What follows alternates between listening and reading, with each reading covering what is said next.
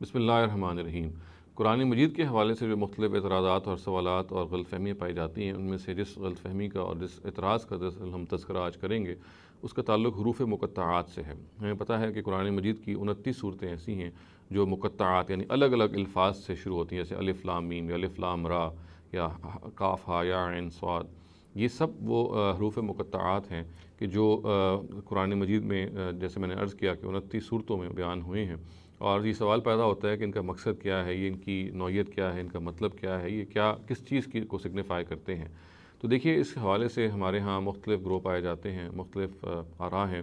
ان میں سے ایک جو ڈومیننٹ رائے ہے، جو زیادہ بڑے لوگوں کی رائے ہے، وہ یہ ہے کہ یہ تو امور متشابہات میں سے ہیں، ان کے بارے میں معلوم ہی نہیں ہے اللہ تعالیٰ نے ان کو کیوں یہاں پہ رکھا، بس ہمیں ان کو ایکسیپٹ کر لینا ہے۔ زیادہ تر لوگ اس کو اس طرح سے بیان کرتے ہیں۔ کچھ اور لوگوں کا یہ خیال ہے کہ اصل میں اللہ تعالیٰ کی صفات کی طرف کچھ اشارے ہیں جو ان الفاظ سے کیے گئے ہیں۔ کچھ اور لوگوں کی یہ رائے ہے کہ نبی صلی اللہ علیہ وسلم کو متوجہ کرنے کے لیے اس صورتوں کے شروع میں اس طرح کے الفاظ رکھ دیے گئے ہیں۔ اسی طرح سے بعض لوگوں کی یہ رائے ہے کہ جو قرآن مجید کے جو کاتبین وحی تھے، ان کے ناموں کے حوالے سے ان کے بعض مخففات ہیں، ان کے بعض انیشلز ہیں، اور اسی طرح سے ایک رائے بھی پائی جاتی ہے کہ صورتوں کے نام ہیں۔ تو یہ مختلف آراء ہیں جو حروف مقطعات کے بارے میں گردش کرتی رہتی ہیں اور ہمارے سامنے آتی رہتی ہیں۔ تاہم ان میں سے جو آراء سب سے زیادہ قرین قیاس معلوم ہوتی ہے وہ یہ ہے کہ یہ صورتوں کے نام ہیں۔ یعنی معلوم ہے کہ یہ جس طریقے سے شروع میں لکھے گئے ہیں اور جس انداز سے حدیثوں میں ان کو مخاطب کیا جاتا ہے، اور جس طریقے سے بعض صورتوں کے نام جیسے ہمیں معلوم ہے یاسین جو ہیں، یا طٰہٰ ہے، یا قاف ہے، یا نون والقلم ہے، یہ سارے وہ الفاظ ہیں جن سے صورتیں یعنی جو صورتوں کے نام ہیں۔ تو چنانچہ اس سے ہم اندازہ لگا سکتے ہیں، اور جس طریقے سے شروع میں ان کا تذکرہ بھی ہوا ہے کہ یہ اصل میں صورتوں کے نام ہیں۔ اور اس میں ظاہر ہے جو پھر اگلا سوال پیدا ہوتا ہے وہ یہ ہے کہ اگر یہ صورتوں کے نام ہیں تو یہ نام رکھنے کا کیا معاملہ ہے، کیا طریقہ ہے، کیونکہ عام طور سے اس طرح کے ناموں سے ہم مانوس نہیں ہیں۔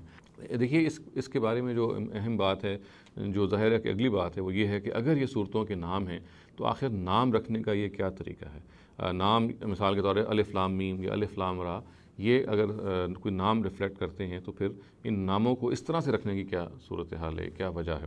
تو اس کا سب سے زیادہ قرین قیاس جواب وہ ہے جو مولانا حمید الدین فراہی نے اس دور میں دیا، اور انہوں نے عربوں کی جو اس میں مذاق ہے، ان کا جو ذوق اور ٹیسٹ ہے، اس کو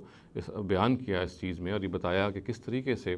یہ جو حروف مقطعات ہیں یہ قدیم عربی زبان میں، جیسے کہ بعض اور زبانوں میں ایسا ہوتا ہے کہ الفاظ جو ہیں وہ نہ صرف یہ کہ ایک ساؤنڈ کو یا ایک آواز کو سگنیفائی کر رہے ہوتے ہیں، بلکہ بعض اشیاء کو بھی سگنیفائی کر رہے ہوتے ہیں، بعض آبجیکٹس کو بھی سگنیفائی کر رہے ہوتے ہیں۔ تو انہوں نے یہ بتایا کہ عبرانی زبان میں، جس سے کہ ہمیں معلوم ہے کہ عربی زبان کے جو الفاظ ہیں وہ ماخوذ ہیں، عبرانی زبان اور عبرانی زبان کی جو خود ماخذ زبانیں ہیں، اس میں الفاظ جو ہیں وہ بعض اشیاء کو، بعض چیزوں کو، بعض آبجیکٹس کو سگنیفائی کرتے ہیں۔ چنانچہ ہمیں یہ معلوم ہے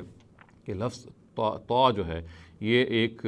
سانپ کو سگنیفائی کرتا ہے، یہ سانپ اس کا مطلب ہوتا ہے، چنانچہ اس کو لکھا بھی اس طریقے سے جاتا ہے۔ اسی طریقے سے جمل یا جیم جو ہے، اس کو ہم جیمل کہتے ہیں عبرانی زبان میں، اس کا مطلب اونٹ ہے، اور اس کو ظاہر ہے اس کا مطلب اونٹ ہے، اور یہ جیم جو ہے یہ لفظ بھی اسی چیز کو سگنیفائی کرتا ہے، یعنی ایک تو یہ جیم کی آواز دیتا ہے، اور دوسرا یہ اونٹ یا جیمل، جس کو ہم عربی میں جمل کہتے ہیں،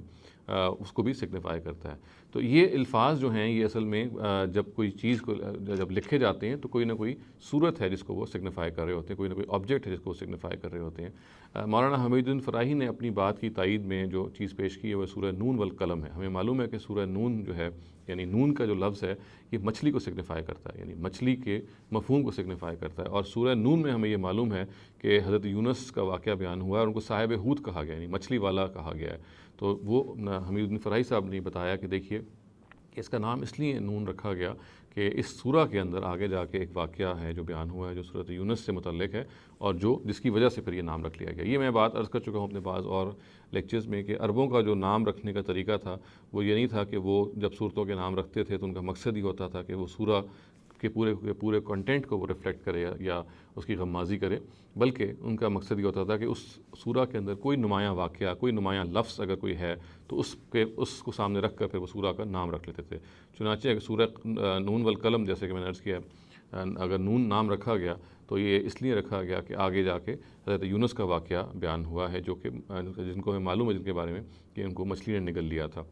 اور اسی وجہ سے ہی سورہ کو بھی نون کا نام دیا گیا، کیونکہ اس میں آگے جا کے اس کا اس طرح سے تذکرہ ہے۔ تو حمید الدین فرائی صاحب کی جو یہ بات ہے، یہ اگرچہ بہت زیادہ قرین قیاس ہے، تاہم اس میں بھی مزید کام ہونا ضروری ہے، اور یہ دیکھنا چاہیے کہ جو باقی حروف مقطعات جو قرآن میں بیان ہوئے ہیں یہ کس مناسبت سے بیان ہوئے ہیں۔ ہمیں یہ معلوم ہے کہ قرآن مجید میں جو حروف مقطعات بیان ہوئی ہیں ان کی تفصیلات ظاہر ہے کہ اس کا یہاں پہ موقع نہیں ہے ذکر کیا جائے، تاہم ان میں سے اگر چند کے بارے میں ہمیں معلوم ہو جاتا ہے کہ اس طرح سے